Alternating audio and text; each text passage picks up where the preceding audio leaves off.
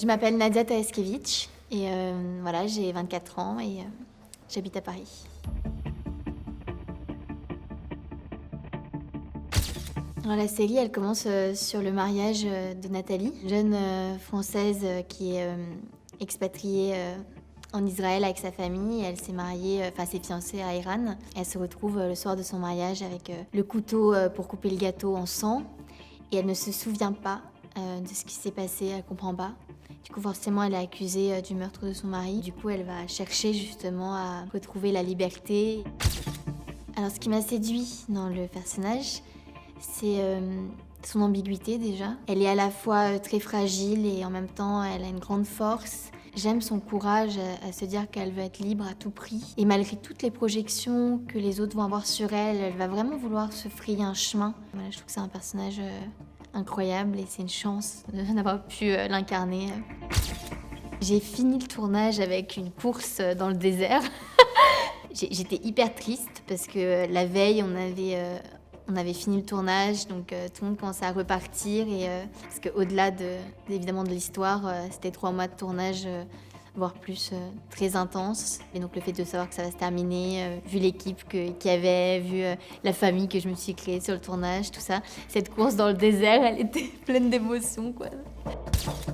Cette photo, elle montre la complicité grandissante entre le personnage de Nathalie et Karim. J'ai eu le soutien, la confiance de Reda, qui est déjà un acteur que j'admire énormément.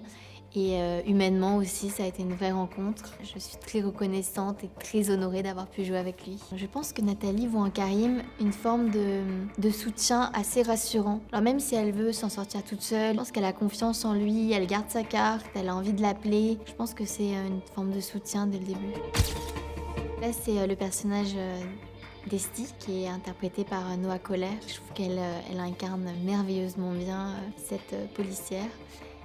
Avec toute sa sensibilité aussi, elle donne une grande humanité à cette enquête en fait. Alors là, c'est la famille de Nathalie. Je me suis rendu compte en regardant la série à quel point ses filles sont engagées et que même si des fois elles agissent de manière grave ou avec des conséquences terribles, elles agissent toutes par amour. Enfin là, je pense surtout à sa mère, Rosa. Ça montre l'importance... Ouais, le poids des croyances, des superstitions. Ça montre des dysfonctionnements profonds au sein d'une famille. Et en même temps, ça parle aussi de tant d'amour, quoi. Donc, on revient à la scène du mariage qui vire au cauchemar. Je pense que Nathalie, elle s'est projetée sur l'idée d'un amour parfait, grandiose, avec l'homme parfait. Quelque part, elle apparaît au premier abord comme quelqu'un d'un peu superficiel peut-être, ou en tout cas qui cherche à montrer qu'elle est heureuse. Et ce drame, en fait, va la mener à chercher peut-être sa véritable identité, ou en tout cas, qu'est-ce qui va vraiment la rendre heureuse. Bien sûr, c'est un thriller, c'est un drame. Après, c'est vraiment une série qui est aussi entre le réel et le fantastique. J'aime cette idée-là. L'idée qu'il y ait des croyances, qu'il y ait des superstitions, tout ça, ça se mêle à la réalité et ça en fait partie.